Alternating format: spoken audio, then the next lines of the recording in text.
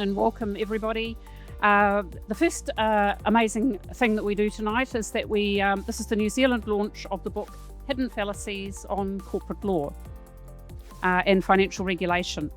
So we're privileged here to hear from the editors and some of the contributing authors. So congratulations to the editors and contributing authors for this wonderful book. So this evening, we're turning our attention to the ideas that quietly shape how we think about corporations, markets, and regulation. The assumptions that feel so familiar that sometimes we stop noticing them.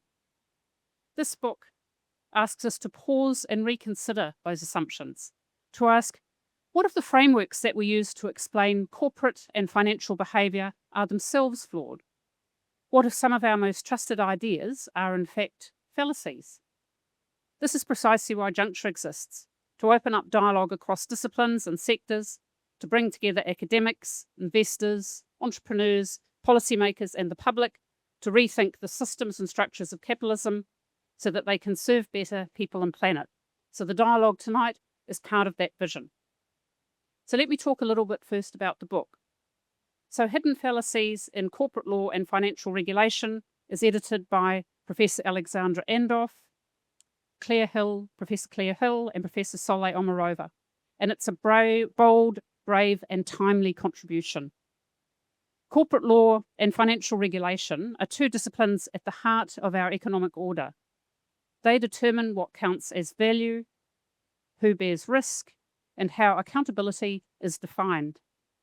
Yet, as the book compellingly argues, both fields rest on theories, categories, and assumptions that have often gone largely unchallenged for many decades. From questioning agency theory to shareholder passivity, from the supposed neutrality of markets to the presumed virtue of financial innovation, from the notion of corporations as purely private to the complex dynamics of disclosure in the time of AI, the contributors dismantle long-standing orthodoxies while setting an agenda for future research. As such, the book is a call to rethink some of our foundational assumptions and to reimagine how corporate and financial law might better serve the public good in an age of rapid technological, social, and environmental change. And so tonight we have an exciting discussion ahead. Our dialogue will unfold in two parts. First, we'll explore those hidden fallacies in corporate law and the long-held orthodoxies. And then we'll move into the evolving terrain of financial regulation. So let me introduce our distinguished panellists. So we're joined tonight by Professor Saule Omarova. Saule Omarova is the Earl Hepburn Professor of Law at the University of Pennsylvania. Her scholarship focuses on regulation and systemic risk dynamics in global financial markets. Prior to joining academia, she practiced banking law at Davis, Polk & Wardwell, which is a premier New York law firm, and served at the US Treasury Department. In 2021, Professor Omarova was President Biden's nominee for the US Comptroller of the Currency. And I know many of us joined for the Dean's Distinguished Speaker Series last week and know what a fantastic speaker and contributor Saule is. Professor Claire Hill holds the James L. Krusmak Mark Chair in Law at the University of Minnesota Law School. She's the founding director of the law school's Institute for Law and Rationality. She has published extensively in the fields of corporate governance, structured finance, rating agencies, contract theory, law and language, and behavioral economics, including on the role of culture, personality, and identity in banks and other organizations. Professor Jennifer Hill. Jennifer is the Bob Baxt AO Chair and Professor in Corporate and Commercial Law and Director of the Centre for Commercial Law and Regulatory Studies, CLARS, at Monash University Faculty of Law. Jennifer is also Professor Emerita at the University of Sydney. She writes in the area of comparative corporate governance and is a research member of the European Corporate Governance Institute and Vice Chair of the Global Corporate Governance Colloquia. And finally, Professor Alexandra Andhov. So Alexandra is Director of the Centre for Advancing Law and Technology Responsibly, ALTA, as mentioned previously. She's the inaugural Chair in Law and Technology at our law school, and he holds joint chairs in both the Faculty of Law and the Faculty of Business and Economics here at the University of Auckland. Professor Andhov's research focuses on corporate law, capital markets law, and the regulation of emerging technologies such as blockchain and artificial intelligence. So the first question is for Alexandra. When you describe an idea as a fallacy in corporate or financial law, what exactly do you mean? How is this different simply from saying that a theory is outdated or a policy ineffective? Susan, that is a very good question. And that is something that we actually, when we started this project, and some of you might not know because the book came out at the beginning of this year, but this project has been going on since February 2020, right before the COVID started. And actually, the ideation part took place at a conference that Jennifer co-organized at Monash. And the idea was really that, and it all started by the discussion among actually originally Saule and myself, that whenever you open a financial law paper or corporate law paper, predominantly within the US or common law academia, the first 10 footnotes are the same or greatly the same, right? And the arguments that we see are kind of stemming and reflecting on the same presumptions or beliefs or understanding of the market or of the corporations or whatever it is that we're writing. And we started to discuss, okay, what is that okay? I mean, and many of these actually, when you look at, they would be dated from the 60s and 70s. And one would have hoped that when it comes to corporations and today, if we look at, the notion of sustainability, and if you listened carefully to the discussion, to the description of the three centers, they all reflect on sustainability. So one would hope that, for example, sustainability would somehow be reflected in these primary axioms of whatever we believe in.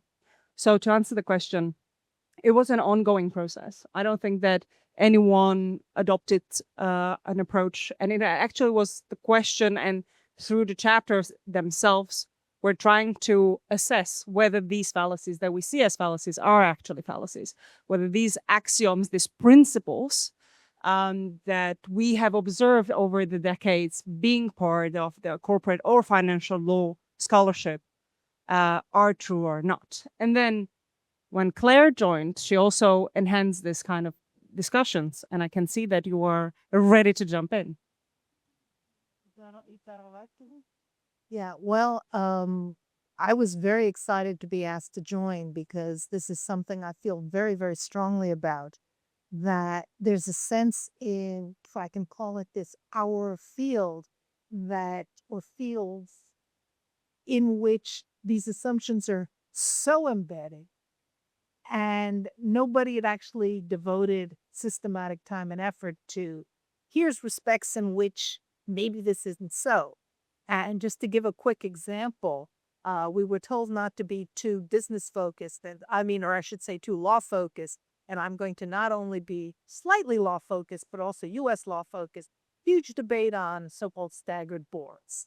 I don't know how much that resonates here, but for these purposes, nothing specific turns on this except for the fact that this is a huge, huge debate where one side is massively informed by a particular theory. Staggered boards must be serving to entrench boards when they make stupid decisions.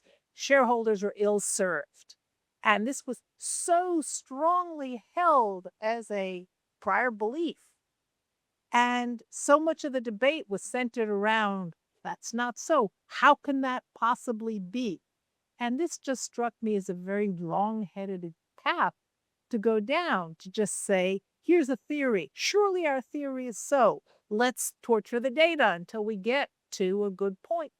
And I just thought there has to be a better way. I should tell the audience, Susan didn't tell us which question she was going to ask. So we're very in the dark with all of this. Just in terms of where I started with fallacies in my chapter, which we'll come to later, I'm sure, Susan, given I don't know where we're going. But John Stuart Mill, I refer to him early on in the chapter, where he says, fallacies are not about holding a wrong opinion. It's how you get to that opinion. It's all those deeply embedded beliefs that, inform your logical progression to that end. And I thought it was interesting too that Jeremy Bentham once wrote a book on how fallacies in political argument is used to frustrate legal reforms. So fallacies can be used for really ideological means to, guide people to a particular end. And so that, I think, is also an underpinning theme in our book. Well, it's not my book. I just wrote a chapter, but these guys' book. And is that how you'd say it differentiates from theories, challenging theories? So that's the differentiation between fallacies and theories. Yeah. Yeah, sure. Saule, do you have something you want? What brought you to the book? Well, I just assumed this was a question for Alexandra. However, the term fallacy, of course, is itself a little bit of a, wink and nudge in a way. It's a metaphor.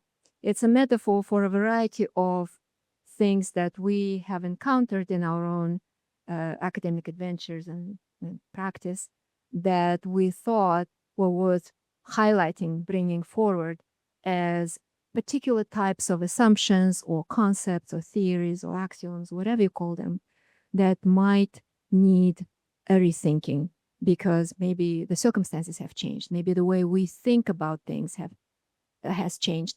So, it's not really a technical term. There is no such a category as this is a fallacy per se. To us, it's just a metaphor. So because we all like a good conspiracy theory and we're all finding out even today how things can be hidden. So what's hidden about fallacies? And are they being hidden? Are people concealing certain things perhaps to their own ends? And what are the consequences of fallacies being hidden or underpinning? Anyone for that one? Intellectual firepower not being used to the best possible ends is the obvious thing. You can take, say, Jennifer's chapters. They're all talking about agency theory. They ought to be talking about determinants of corporate behavior that aren't just about people taking advantage of their position as agents. So one very pithy way of putting it is an opportunity that is there to marshal some really smart people to stop thinking along particular lines. Well, so the best way to hide something is to hide it in plain sight. So these misassumptions or misconceptions are not hidden in a way that we have never heard of them and we don't realize what they are.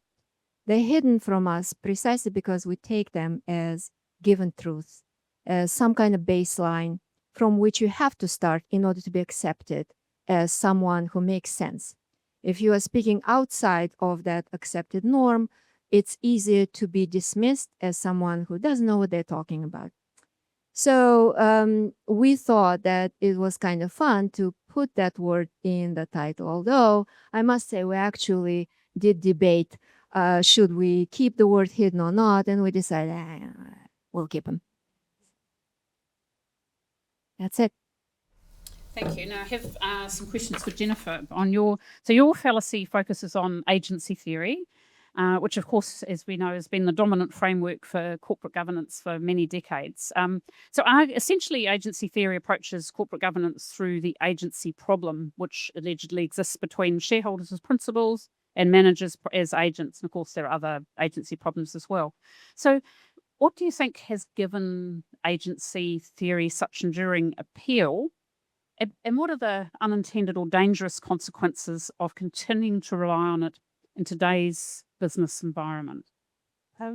Yeah, thanks, Susan. I should tell everybody that basically one of the things I found most difficult with this, doing the chapters for this book, was often when we do books as academics, the editors say, look, we need a chapter on disclosure, would you do it? Or they know you've been working in a particular area and they say, will you write on that? They didn't do that. They said, choose your own fallacy and go for it. And that was a really hard thing. What are we going to choose to then, dismantle and blow up? And I just thought, why not go big? Why not go like the whole theory that underpins the last 40 years of finance and corporate law? I also have a partner who's a Chicago School financial economist, so I thought that it'll annoy him. I'll do it. I'll go for it. So that is why I chose my particular fallacy. And, we all read our papers again before tonight because, we've kind of forgotten what we wrote sometimes. But as I went through my paper today, I was reminded of this quote from Philip Selznick in 1949, and he's a famous sociologist. And I only came across this quote in someone else's writing recently. And he said, the important point about organizations is that though they are tools, each nevertheless has a life of its own. And one of the things that, as I was reading what I wrote today, I felt agency theory really denies corporations a life of their own and a connection to society. Because what it does is to basically disaggregate the corporation and say it's just about a nexus of contracts or a nexus of contracting arrangements between human beings. And so it puts, the corporation at, if you've got a spectrum, at the very most private end of that spectrum, contracts between individuals in society. And that's what we've lived with for the last 40 or so years, or is it 50 years? It's a long time, since the mid-70s. And that has been regarded as bedrock, and things, a whole range of different matters come out of that, like private ordering being, something so important in America. And, the idea that the market can do the regulation for you. A lot of that flows from just this colonization by contracts of everything in sight, fiduciary duties, trust law, and corporations. And so, that was really what I was trying to get at, that there are different ways. I mean, Burley and Means, in their famous, book in the early 1930s, they said, we don't know what direction corporations are going to go in, whether they are going to be seen as a quintessentially private type of body, or whether they are going to be seen as a public body. And, I think we see the tension in that in a whole range of ways. So. Thank you. And two questions from that. So what's the enduring appeal? Do you think because it's a model, then people think models it's simple, easy to understand? I think that's part of it. It's a really elegant model, just to say this is the problem of corporate law. It's an agency problem between shareholders as principal and managers as their agents. It's not a legally, it's not a legal agency relationship. But it's an economic agency relationship, I guess. It's also struck me that some of the really big moments in the last half century in corporate law have been pushed by economists. And so, Jensen and Meckling wrote this pivotal book in the mid-70s that led to this theory of the corporation. Laporta et al. In the turn of the century, they had a theory called the law matters theory. Apparently, economists didn't know law mattered until they came up with that hypothesis and that theory. And then I think we've had another one, but it's really astonishing just how much impact economists have had on corporate law. So I haven't really answered your question, but I have noted they've had a big impact. So, of course, I have to ask the question everyone wants me to ask, which is, what does your partner, who is a financial economist, what does he think about all this challenging of agency theory? Well, I actually gave the paper to him to read before we got to page proof style. And for those that know my partner, Ron, He's a man of few words, and he said to me, "I thought the first half was interesting," and I said, "Thanks."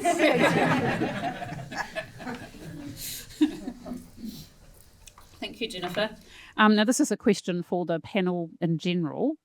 So another fallacy that's sort of identified in the book is the traditional economic account of the corporation as a purely private organisation, and Jennifer alluded to this a little bit in her answer. So is this purely private organisation focuses solely on shareholder value maximisation. So that's the purpose of it. So many of the chapters either directly or implicitly call on us to shift away from that perspective towards a more nuanced understanding of the modern business corporation as a hybrid public-private entity. So do any of you want to comment on the merits of that argument? I can see, Susan, that you really read the book.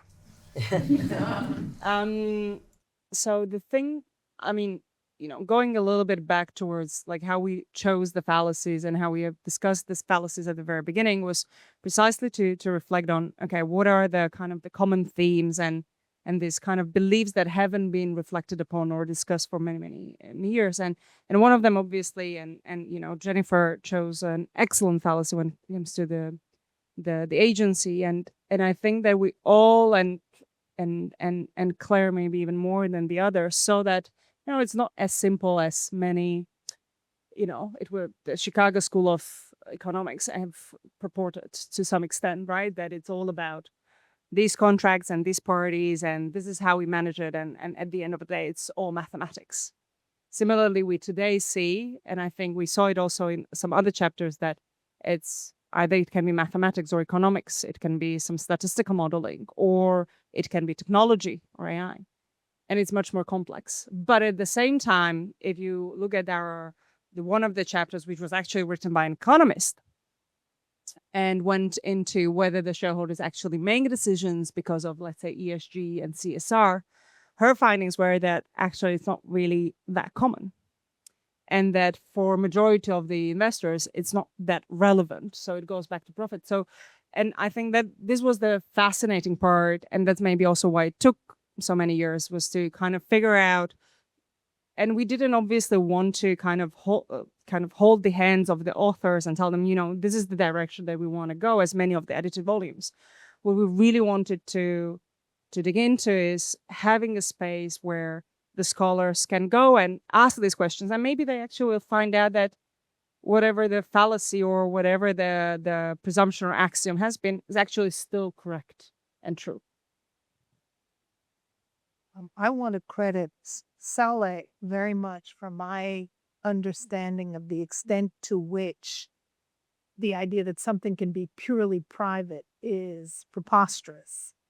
I mean, she's written extensively and wonderfully and inspiringly about that in the context of financial institutions. But I think the more one thinks of it, one has to conclude that public-private is not a difference in kind, it's a difference in degree, and it's really a continuum. I would add on top of that the prototype of public versus the prototype of private, which is another thing I got from Saule's chapter.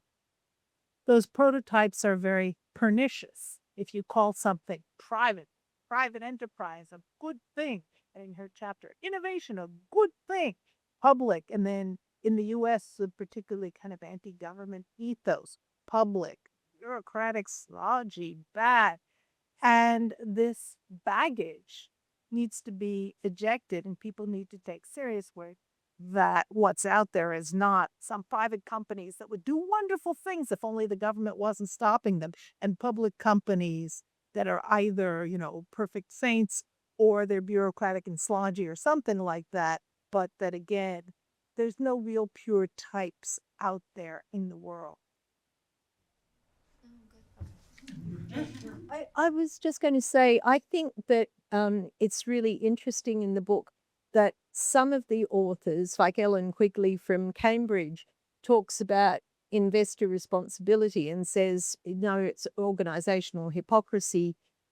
It's really irresponsibility. But she assumes that, if you could bring the two together, that would be a good thing. But that's what I find interesting about your chapter, Saule, because you basically say we all assume that it would be good to have a lot of innovation, but it's not necessarily what, be careful of what you wish for. So some of the chapters are saying we know what we wish for and it's a good thing and we should try to get there, whereas yours says be careful what you wish for.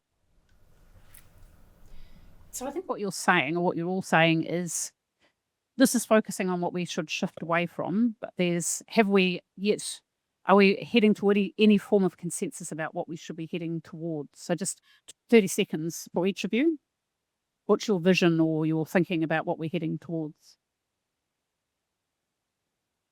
It was not the goal of our volume to come up with a consensus on some kind of a positive program, simply because we made that editorial decision to invite our contributors to focus on a particular problem of their choosing, something that they have encountered in their work as a particular form of conceptualizing some kind of an issue, some kind of a problem that they felt was not conducive, but maybe pernicious with respect to intellectual inquiry, right? So the nature of the project was not really to come up with a positive program. Each one of the authors in their own chapters, of course, tried to kind of end on some sort of a positive, at least suggestion, motion towards something that could be different. What if we were thinking about corporations in different ways, not just the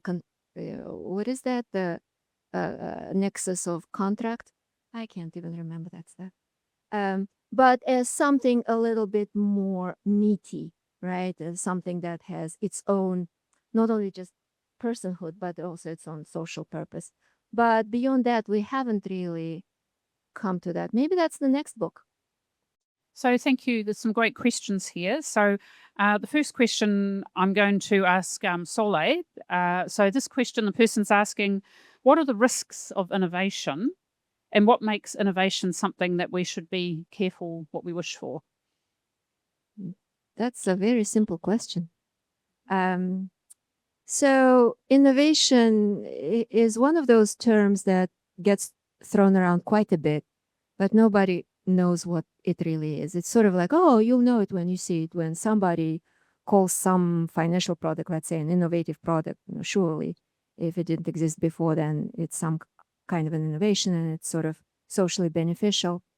The danger is that we don't realize that innovation is just a label that goes with certain new, let's say, market techniques, transactional techniques, the types of services, the types of products that are being sold on the market to a variety of consumers. Could be retail consumers, could be wholesale consumers, but it doesn't matter. And it is being used by those people who come up with this new service, new product, new market technique, new transactional technique, and who are selling those techniques to whoever those consumers are to generate profit for themselves, right? Yet we never have we don't have the forum for asking those questions. Well, we understand that the only reason you're putting that product out is to generate the profit for your organization, for yourselves. That's sort of a given, right? Is that the social benefit we should be cheering for? And should we actually think about at what cost does that benefit to you obtain? And because we don't have the vocabulary for questioning those kinds of issues, because it's so easy to conceptualize in financial innovation in particular, in terms of, does it make things cheaper or faster or easier or less friction ridden for the actual counterparties, for the sellers, the buyers, the dealers, the lenders, the borrowers. And we don't know how to ask the question, okay, that's fine, but how does that change the structure of the market itself? How does it affect the economy? How does it affect the allocation of credit, the allocation of capital in the broader system? We never ask those questions. Why? Because that label innovation actually has a tremendous normative power. No regulator in their right mind, and if there are any regulators amongst you, I apologize in advance, because surely we know every regulator is always in their right mind. But No regulator would ever say, I am against this innovation, right? Because if you're against innovation, then you're a Luddite. You're somebody who doesn't really, roll with the punches, doesn't understand how finance works or whatever. Or worse yet, actually prevents something good that might benefit everybody else from happening. So people are afraid to stand up and actually even ask questions about what exactly is this product. We know that it has a new fancy name, but it looks awfully like what we've been seeing for decades, if not centuries, out there in the market, right? It's just done faster, it's just done cheaper, and it's just done with greater profit that is accruing to those who push it on the market, right? So I think this is the greatest danger of innovation, the fact that it has that tremendous power of legitimating market conduct that does not need to be presumptively legitimated in our eyes, precisely because we know how a lot of the technology nowadays can amplify the impact that we may not be aware of in ways that we may not appreciate, and how that impact needs to be understood at the point where that innovation, so-called innovative product, is entering the market, not at the point when it's become the market and then the first signs of trouble are showing. That's the best I can do. Chime in? Okay, a few points. One of them is the famous Paul Volcker quote. So he says, I hear a very eminent central banker in the US says, well, I hear so much about all this innovation. Tell me how any of this helps anyone except for the automatic teller machines. Those I see as a real innovation. The rest of them, they're called innovation. But what are they actually contributing to anyone? And just to, give the other example, the technology to let people make bets on bets on bets on bets on bets. They all seem like, oh, well, that's great. What a terrific financial innovation. And we know that one of the, to some extent, the 2008 financial crisis can be attributed to some extent to those. The final point is just that when you think about what actually counts as an innovation in an industry like the pharmaceutical industry, then you can come up with even more salient examples. I was just reading a couple of days ago about a particular blockbuster drug that cost a lot of money. This was like aspirin and caffeine or something like that, two totally common things combined in one pill. And the company sort of advertised it and had doctors recommending it and all sorts of stuff. People could have taken the aspirin, they could have taken the caffeine. But no, this pill, which was, 40 American dollars, not even New Zealand dollars. Oh, this is our great new innovation. That is, innovation just kind of should mean kind of different thing. It should not mean presumptively good, worthwhile thing that no self-regarding regulator can say, well, I'm against it. I think there are two interesting points that come out of what you've been just saying, Saule. One is the importance of language and labeling and how, you can choose different words to legitimize. And so, a lot of what could be called innovation could also be called horribly complex stuff. And, people don't necessarily think that horribly complex products or horribly complex stuff is great for society. But you're right, innovation has got this forward movement to it, as if we're going to this inevitable nirvana. So, and I think that also plays out in the area that I was looking at. If you call everything, contract, it gives the appearance of arm's length bargaining and autonomy, and it disguises that one party might have massive amounts of power compared to the other party. So, use of language is really powerful. And then I think the other thing that comes in Saule's chapter is very much the idea that more is not always better. And I was going to pass the mic to you, Alexandra, because I think that's really in your chapter as well. The more is not necessarily better, because you look at disclosure in the age of AI. I think there is a question. So I think And I wonder whether we started, like years back talking about the innovation, and I was the one who was pro-innovation, and Saule was like, well, let me tell you. And then I was just sitting there and I was like, ah, okay, yeah, you're right. And, for me personally, like, Saule is, excellent. And you can see that as one of probably the, together with obviously all the other ladies at the panel, chapter that you should read. But I was like really challenged in writing mine, because when we were deciding on the chapters and the themes and the fallacies, it was like, as an editor, you're like, you want to give all the freedom to all your, authors and so on. And then at the end, Saule is like, so what are you writing about? It's like, let me see, let me get inspired. And then Saule was writing hers on innovation and of course, working with, and I didn't want to write a chapter on blockchain because it's, again, maybe not a fallacy, but then my chapter is actually titled differently, and both Claire and Saule helped me frame it in a way and as a fallacy in a making. And that was connected to the disclosure in the times of AI, and disclosure as one of the tools in the toolbox of financial regulator, understanding that, market is full of information asymmetry, and going back to the metaphors that, sunlight is the best disinfectant, right? And understanding that we need a lot of information to make informed decisions for the markets.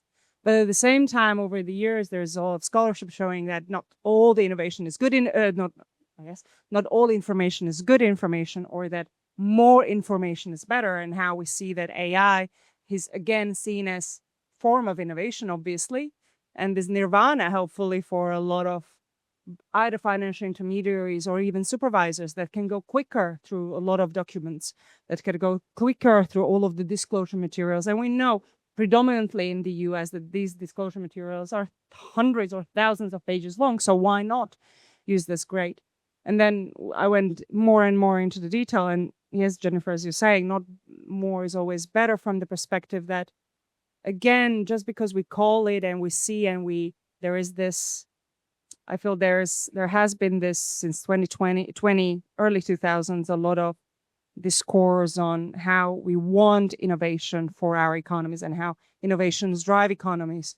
I think we see a lot of the narratives currently around how regulation kills innovation and how regulation kills economies, right? And again, words matter. And I think we need to be really, really cautious and careful about all of these words. And just to kind of loop it in and finish here, because I know that, Susan, you have tremendous questions from our from the people audience, yes, is that ultimately a lot of people don't necessarily understand what you're talking about. The same way how no one understood the financial innovation before 2008. And it wasn't just Walker, it was actually the Queen Elizabeth that came to the House of Lords and said and asked, gentlemen, ladies, how is it possible that no one saw this coming? And I'm asking everyone when we talk about the AI, how is it possible that no one sees this coming? As seeing these few companies holding all this information in their hands and thinking and persuading each and every one of us that actually this technology can understand, while it's just a mimicking parrot. And what that ultimately in the chapter means for our financial market, if we rely on the technology that doesn't understands less than first year junior associate somewhere, and yet is so persuasive as a 20-year law partner. And that's where we need to go back and really question the innovation, and question the assumptions, and questions the beliefs that we're fed, not only by scholars, but even more so by the policymakers. Thank you. I think reading the book and also hearing everyone talk here, there is a sort of theme, isn't there, in the sense that today's fallacies were yesterday's innovations. So if we, and none of us actually can, think back to the arrival of agency theory, well, here was a great innovation in the sense of thinking differently about corporations and the role of boards and empowering shareholders. And then it sort of cycled through, and there's a question here about this also, a kind of an end of history phase where everyone said that's the sole answer and there's nothing more to think about and there's no more corporate law scholarship to be done because we have all the answers. And that's the most cited article in the history of corporate law because the people violently disagree with it because to agree would be the end of a lot of careers, including the people on the stage. So I guess then the next, so one of the questions that kind of picks up on that point is essentially, and it relates to AI, and I think to some extent you've answered it already, Alexandra. It says, as the fallacies become unhidden and now on display, are we transitioning from, and it's really another end of corporate law history, to the beginning of a new era with AI? Well, I think you will have a view on that. I would, wouldn't I? Unless it's the end, then I would say that I don't think so. I think what we though might see is even greater control of information, control of power, control of money that will substantially, you see. So, and this is, we don't have slides, and I know that Saule here is very happy that we don't have slides. But if we could have slides, and I think you, Jennifer, saw these slides because I was comparing the 5 most powerful financial intermediaries versus 5 most powerful big tech companies. And if you saw what is the market share and what is actually their turnover and all of these kind of financial elements, then you would be shocked. Maybe you wouldn't, but I am shocked because from the perspective of their power and their impact and their control. So do I think, or is there a new era? 100% there is a new era from the perspective that this technology might be even more concentrating that the globalization itself has been over the past maybe 10 years or 20.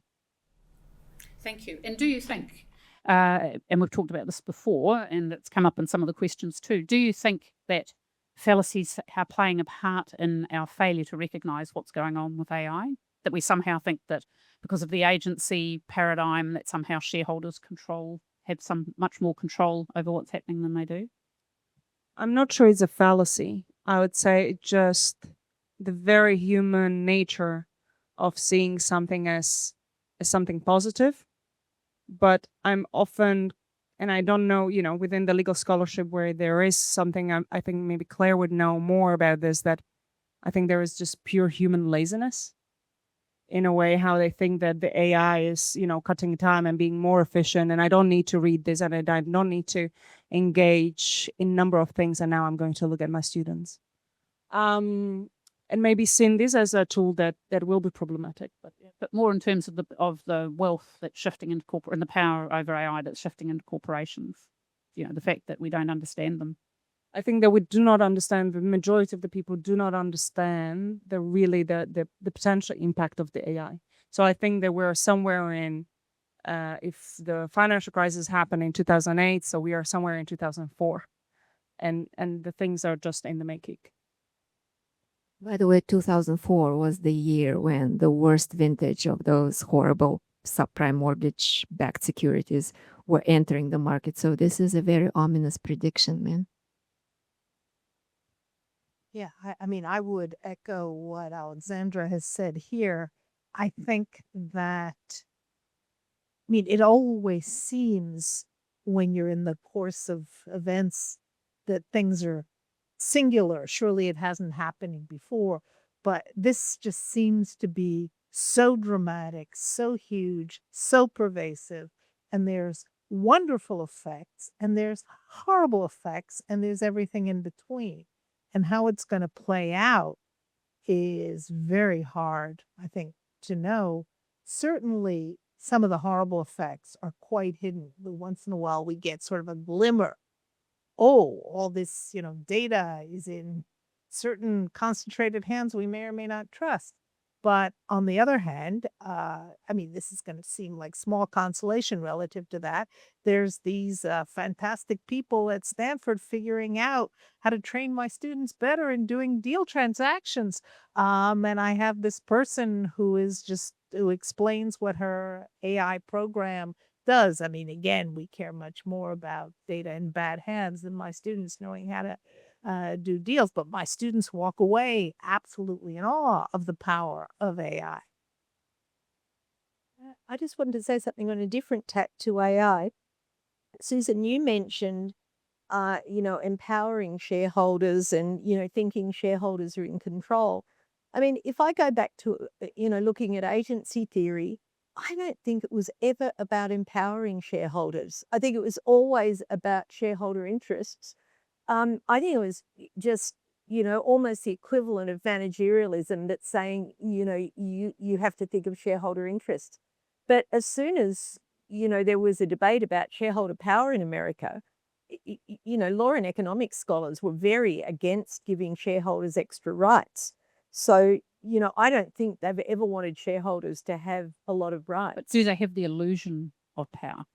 Um, I don't even know about that. I think that I think boards as institutional investors have got more powerful and have clearly feared them. But I look around the world and I sort of see all this backlash against shareholder power. Those of you that, I'm from Australia, James Hardie, its deal that it wanted to do with an American company in the same area normally should have gone to shareholder approval. The need for shareholder approval was waived by the stock exchange, the ASX. And then last week, there was a bloodbath in Ireland as a result of the shareholders just fighting back and saying, you shouldn't have done that. In America, SB 21 that was passed earlier this year in Delaware, well, it advantages some shareholders like Elon Musk if he hadn't gone to Texas, but it does not advantage, the shareholders that actually could curb managerial power like the institutional investors. So that's a bit off-piste, but Well, actually, it leads, and then just the final question in this section before we move on to hidden fallacies in financial regulation. But we can't finish discussion of corporate law without an Elon Musk question. So thank you for the person who submitted it. Has Elon Musk worked around agency theory to create a new paradigm of corporate governance? And comment on the implications of this. And the person says, for Musk, Bezos, Ellison, etc., etc. So would someone like to take that one? I'll start and hand it over to Jennifer. I mean, I certainly characterize to my students Musk's influence as the Muskification of corporate law. And I regard SB 21 that Jennifer was just talking about as part of that because it empowers certain kinds of controlling shareholders who, when it suits them, don't want to be called controllers because that would invite more scrutiny because of their potential conflict. But it is a bill completely, well, in significant part designed to make him be able to get his way. And he is, their traditional agency theory is the shareholders versus the directors and officers. Here, he's a controlling shareholder. And what, in this case, he ought to be regarded as the agent, even though as a shareholder, he's technically a principal, because he is using his power to the disadvantage of minority shareholders. So the $1 trillion for Elon Musk is so interesting when you kind of think like it was only $56 billion that the Delaware Court of Chancery knocked back. I mean, that was just a pittance compared to this $1 trillion. But I had a class on this last week where we had an ESG expert who I thought would be absolutely shocked and appalled by the $1 trillion pay packet. But he took the view that the hurdles were so significant that if Elon Musk reached them, Elon Musk would actually be creating an enormous amount of societal benefit. That is very much, in the agency theory that you make, shareholders and managers, you bring them together and it's a win-win for both. But, what we saw in the scandals of Enron and WorldCom were that when the incentives are huge, people will do anything to game the system. So that's what bothers me. I don't know whether Elon Musk has got the ability to game the system to reach these hurdles. But there's plenty of perverse incentives there if you think there's $1 trillion at the end of the rainbow. Thank you. So now we're going to move, and to some extent we've crossed the boundaries already, but hidden fallacies in financial regulation. So the first question I hear is for Saule. Saule, you looked at a fallacy around financial innovation, the sense that innovative financial products often assumed to be socially beneficial. How should we rethink financial innovation, and what criteria should we use to judge whether it genuinely serves the public interest? So, well, first of all, let me just make clear that I am not per se an enemy of financial innovation. So just to clear that, the reason I took that notion and tried to kind of put it in the palm of my hand, right, and kind of look at that object, like what is it that we understand by financial innovation and what it really is in practice. And there were at least 3 ways in which I think that concept is entirely misunderstood, not because we're incapable of understanding it correctly, that phenomenon, but because we simply never even bother to ask the question. So, for example, when people talk about financial innovation, particularly in the policy discourse, right? Some market is being innovative, therefore we shouldn't overregulate it because we don't want to preclude the creation of new wealth or whatever it is, right? The assumption is that the benefit that that particular financial technique or financial product will create is the benefit for the economy. It's some kind of a primary market phenomenon. So if you take any kind of textbook in business, finance, whatever, and look at how they describe various innovative financial products, right? There is always an example, let's say in derivatives, right? Whom do the textbook authors pick as examples? They don't pick like 2 hedge funds that are basically just placing bets on something that is completely esoteric, right? They always talk about, well, an airline wants to hedge its exposure to fluctuating oil prices, right?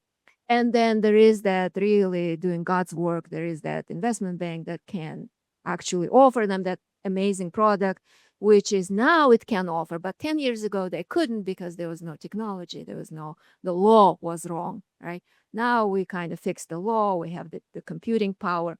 We have all those Wharton graduates who can run those models. Everything is hunky-dory. That airline is great. And so on and so forth, right? But in reality, of course, anybody who has touched the real world in any way, right, understands that the vast majority of derivatives platforms were not meant for specific end users, non-financial companies, really dealing with non-financial risks per se that they were trying to kind of hedge in the financial markets, right?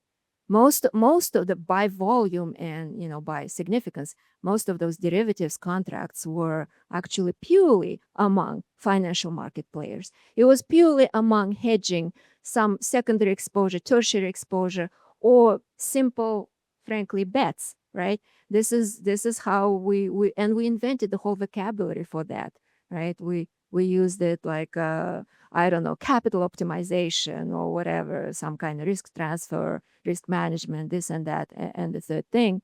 And the idea was that because these techniques were so new and so effective, and the technology was smart, and the people were smart, and we figured out how to over collateralize things or how to do X, Y, Z, bring in, credit rating agencies who give us third-party assurance about, certain things and so on and so forth.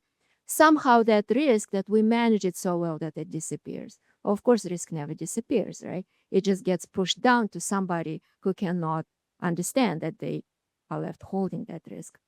So primary market versus secondary market as the principal arena in which most financial innovation takes place, people don't think about it. It's sort of because, particularly people in, corporate and capital markets scholarship, right?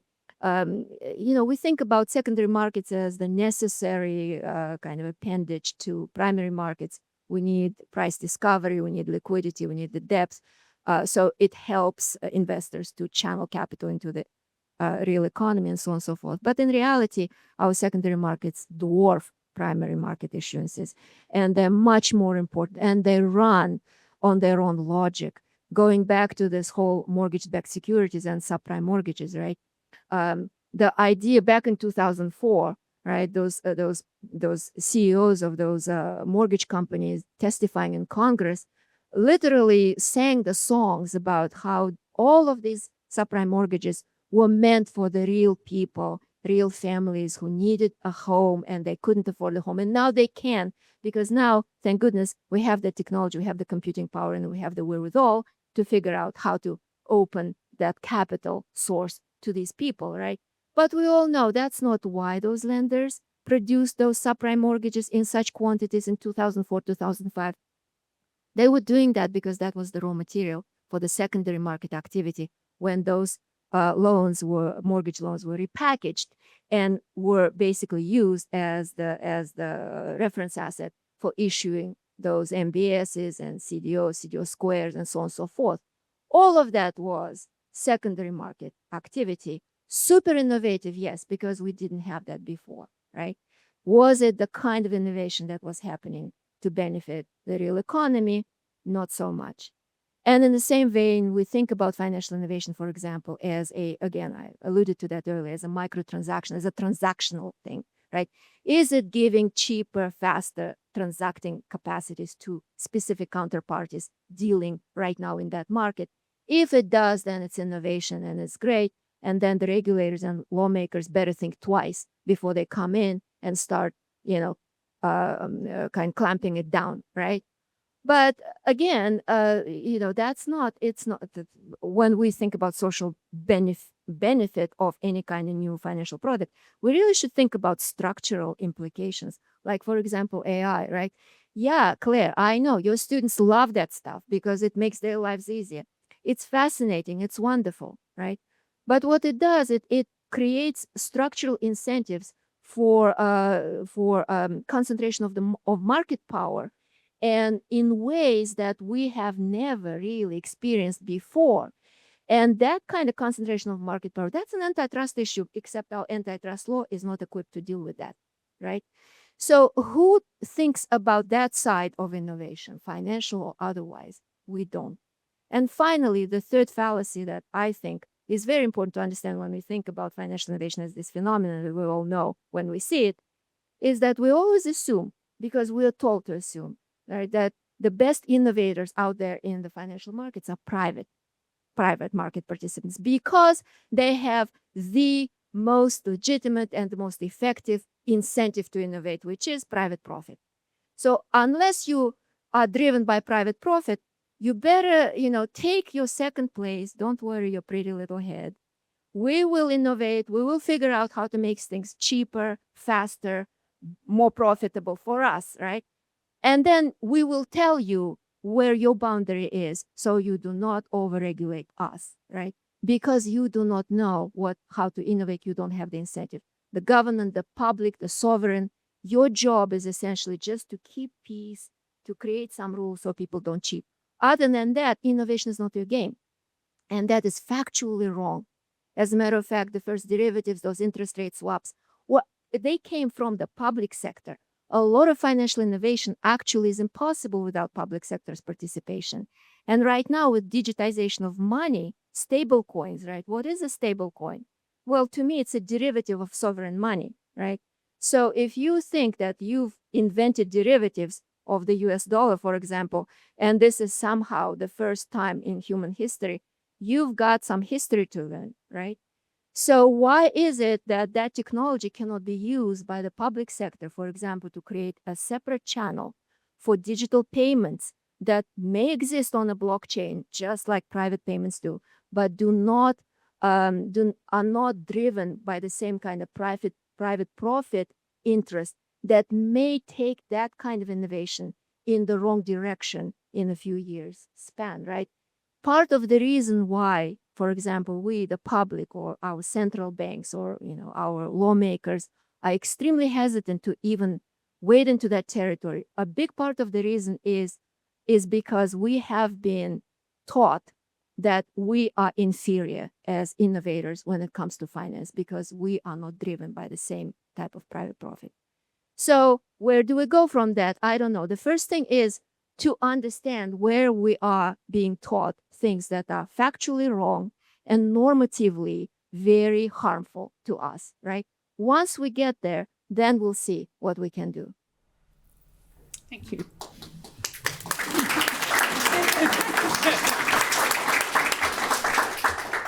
So, Alexandra, you feel strongly about AI, and particularly you challenge the popular, and already have the popular assumption that AI improves the quality and effectiveness of corporate disclosure. So, two questions that follow on from that. The first, what specific risks does AI pose that current securities or financial regulations simply can't capture? And secondly, what safeguards, what approaches or safeguards might we put in place, both in terms of the use of AI, but also taking into account the fact that currently perhaps we can't safeguard against everything? So in the chapter itself, similarly to how Saule has these three kind of elements, I think that when we think about the AI in context of financial disclosure, what I tried to do, and please bear in mind that this was 2024, so Claude, and it was probably just ChatGPT 2 or 3 at that point, was to see or look at it from three different perspectives. So what happens when we use AI to read disclosure materials, right? What does happen? Yes, does it understand the words? It shows that it does. Does it understand the materiality in those words? Probably not, right? How do you train it, and et cetera, et cetera? So this is one obvious issue, and there is by now data that have been shown last year and this year that ultimately, the quality of the data that even organizations and institutions and both public and private entities have is simply not good enough for the AI. So obviously the source of the data is problematic, and therefore the outcome of whatever, even if the AI was great and could read it very well, will not give you and render you good outcome. So that's the first when reading.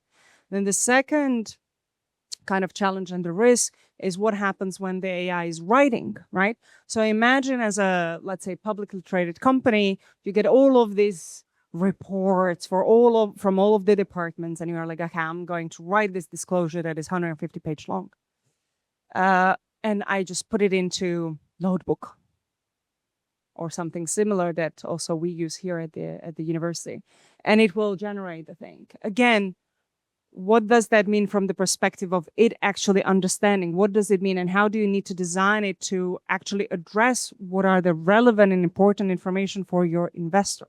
So all of these kind of questions that are out there. And the third element is ultimately what happens when AI writes and AI reads. And when AI writes and AI reads, and already then, and this piece wasn't there at that point, I was like, but what if the AI actually gets so smart that it can influence how the other AI is going to read it? And we already see this happening where AI can embed certain metadata in a way that human can't even detect. And you need really specific kind of processes to even figure it out that actually that has been seen. And what happens that, and obviously again, how the AI works is in no shape or form how our brain works, right? So it will just pick some of the things. The other day, right, and this is less than 24 hours, I was preparing for our common workshop next year with FMA on AI and financial advice, an agenda. And I said, okay, so this is the agenda for 15th April 2026. And then it writes Monday, 15th April 2026. Ladies and gentlemen, Monday is not 15th. 15th is Wednesday, right? So, and these banal and bizarre things, because again, the underlying structure of the AI is heuristics. This is the most probably answer that you want, right? So anyway, so there are these three things. And when thinking about the risk, so these all three create their own risk on their each own level, but then there is obviously the systemic risk.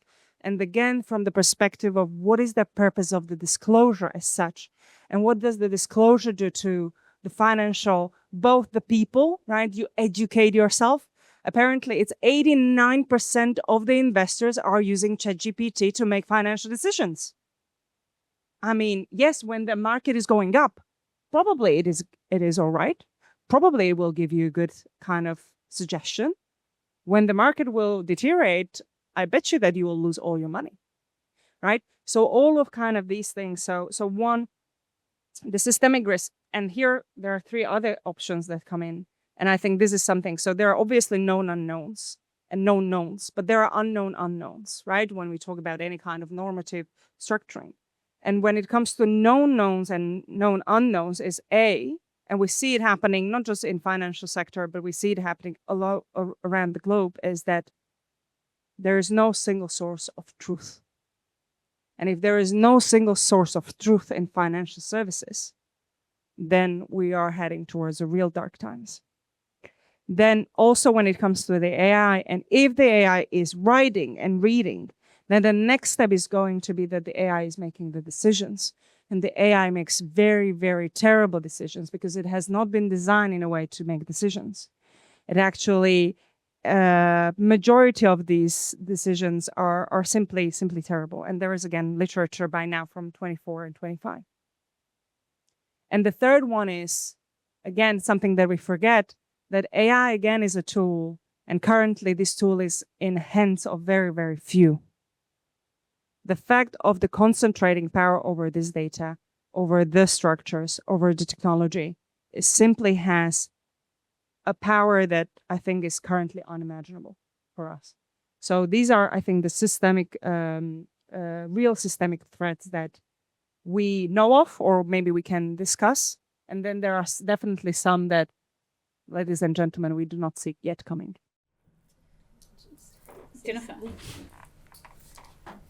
I just wanted to fold what Alexandra just said about, this incredible concentration of data and power in corporations with what Curtis Millhoft, I think, talked about a few days ago, which is, the fact that governments are now players in this field, which again is very out of sync with the old agency theory of the corporation, that, corporations are somehow outside society. I hope I'm not misrepresenting you, Curtis, because I wasn't here to hear you talk, but, his work shows that governments are entering the fray and are using corporations, major corporations, in sort of national struggles. And so that's a pretty interesting development. So, question, who's zooming who, as Aretha Franklin would say? So what do you see are the risks of allowing these fallacies to persist, and how might we rethink them in different directions for law and policy? Well, a fair amount of what we've been saying is, of course, responsive to this, but, and there's certainly specific examples I can point to. One that I talked a bit about in the chapter that relates to some earlier work is on being clear that disclosure is not nearly the panacea that it is made out to be. That is, there's this sort of idea that, well, people would just make terrific decisions if only they had the right information. This turns out to be extraordinarily complicated because A, it's not at all clear what counts as the right information, and B, it's not as though people somehow atomistically figure out what it is that they feel they ought to be doing. Just as often they ask their buddies, and this is not just the widows and orphans who are asking them buddies. This is sophisticated money managers who are targeted by investment banks and ask their buddies. So telling them more, what would that achieve? So part of the idea of the chapter is we have words like innovation, we have words like disclosure. They're supposed to be good things. They are looked to as solutions or things to be encouraged. And one of the takeaways is let's be a little bit careful about leaping to those kinds of solutions. Just echoing what you said before and what Saule said, we have much more don't do this than do this. And my chapter, the end, was full of don't try to over and misuse agency stuff just because it helps you with your equations, just because it helps you use your existing models. That doesn't mean that it's true or useful in that many cases. and many other cautionary tales. Because something has survived, don't therefore conclude that it's the fittest. Maybe it survived for a variety of corrupt reasons or other such things. So the quickfire question is that there's been lots of negative insights offered here. Can each of you offer something positive that you see developing? If we take seriously the message in each of these chapters that agency cost isn't the be all and end all, what it takes when we say, agency theory, agency costs, that innovation isn't all it's cracked up to be, that disclosure in AI is complicated, and the other chapters, we then can say, well, other people get it wrong. Maybe I can get it wrong. Let's be super careful about where these assumptions come from. And that lays the groundwork for having a critical perspective with respect to our own work and perhaps a better understanding of other people's.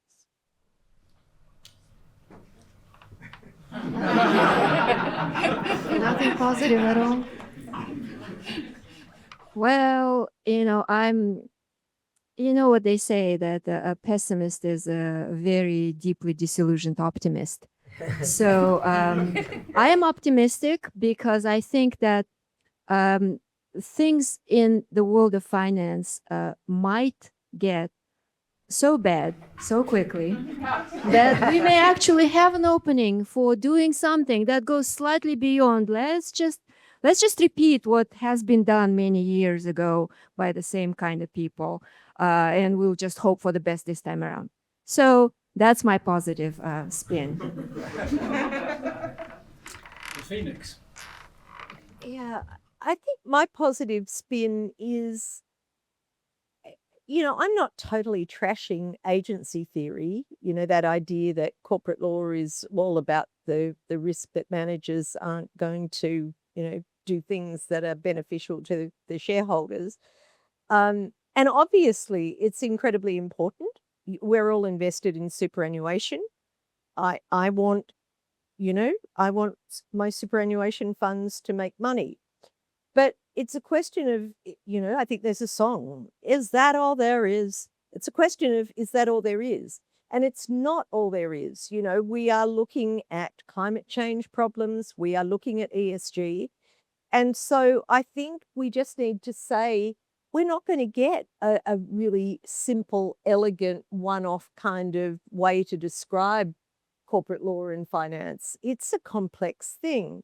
And, I was thinking, Ronald Coase in 1937 said, the mark of looking at a theory is to what degree does it correspond to reality. And I think what we've been saying is you have to keep looking at reality to see, well, does it still mesh with it? And, I mentioned Curtis's work about, governments getting involved. That's a whole new game. And so you have to look at the new games and then you have to assess, well, do the old models really reflect what's going on in the real world? So I don't see what we've been doing as negative. I see it as just make sure you keep your eyes open. And one final thing, I was also thinking Mariana Pargendler, who's at Harvard, has recently been writing about the global south.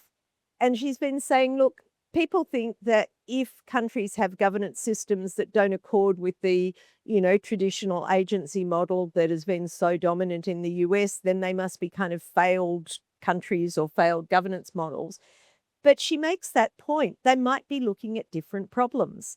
And so I think that's what comes out of my chapter. There's not just one problem in corporate law. There's a lot.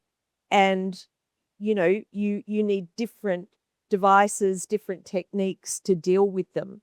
So, yep, it's not all bad news. Well, I actually have one piece of good news here, which is that in the agency cost story, we have these self-interested managers who have both the ability and the incentive to benefit themselves to the detriment of their corporation and the shareholders. That's a pretty pessimistic thing. Insofar as Jennifer is saying, and I heartily agree, that's not all there is. One of the things that there might be is maybe we don't have to worry as much about them being bad agents, because maybe the huge part of the story is not eternal vigilance with respect to that they might be putting corporate assets into their pockets and taking them from shareholders. Maybe managers are as bad as the theory holds, but maybe not. And maybe they're just not as bad in that way. And that seems like an optimistic message. Alexandra, still no optimism? Well, there's a question here, and I'm not going to ask the whole question, but it says at the end, can you women say something provocative? Well, come on, everybody. This has been a very provocative discussion, we hope. So I want to thank very much the panelists. I'm going to hand over to Marta to close things off.